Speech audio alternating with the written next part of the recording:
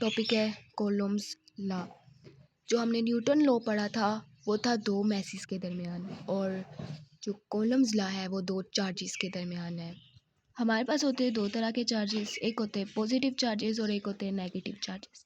ठीक है, जो एक जैसे चार्जेस होते हैं ना वो एक दूसरे को करते हैं रिपेल। जैसे पॉजिटिव पॉजिटिव एक दूसरे को रिपेल करते हैं और नेगेटिव नेगेटिव एक दूसरे को रिपेल करते हैं। लेकिन जो अनलाइक चार्जेस होते हैं वो एक दूसरे को अट्रैक्ट करते हैं। अब ये चीज़ हमें क्या बताती है कि लाइक चार्जेस एक दूसरे को रिपेल कर रहे हैं और अनलाइक चार्जेस एक दूसरे को अट्रैक्ट कर रहे हैं, मतलब कि इनके दरमियान कोई ना कोई फोर्स है। और हमें इस फोर्स के बारे में किसने बताया था? जो पहली मेजरमेंट थी फोर्स की इलेक्ट्रिकल चार्जेस के दरमियान में वो किसने दी थी?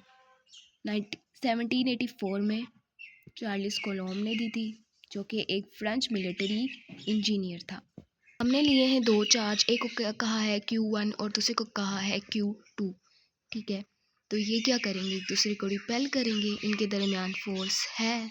अब हम क्या करेंगे कि Q1 की वैल्यू को बढ़ा देंगे। जब हमने Q1 की वैल्यू को बढ़ाया है तो इनके दरमियान Q1 और Q2 के दरमियान में जो फोर्स है वो भी बढ़ जाएगी। अब इनके दरमियान में फोर्स बढ़ चुकी है, क्योंकि Q1 की वैल्यू बढ़ चुकी है तो फोर्स भी बढ़ चुकी है। अब ये चीज़ क्या बताती है? Force is directly proportional to Q1।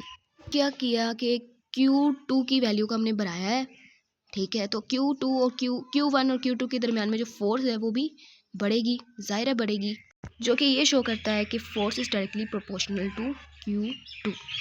अब Q1 और Q2 के दरमियान में हमने जो डिस्टेंस था उसको बढ़ा दिया है।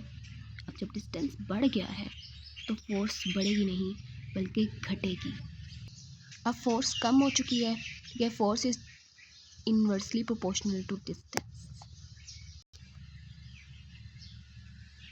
इसको हमने इस तरह से लिखा है। अब हम इस इनवर्सली प्रोपोर्शनल के जो ये इसकी जगह हम कॉलम्स कांस्टेंट लिखेंगे।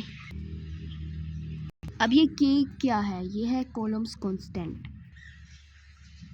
1/4 pi k is equal to 1/4 pi epsilon not.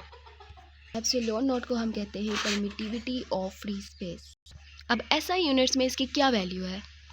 अब इस एप्सिलॉन नॉट की वैल्यू को जब हम फॉर्मूले में डालेंगे तो वो कितनी हो जाएगी? एप्सिलॉन नॉट की वैल्यू को जब हम फॉर्मूले में पुट करेंगे तो हमारे पास कुछ ये वैल्यू आएगी।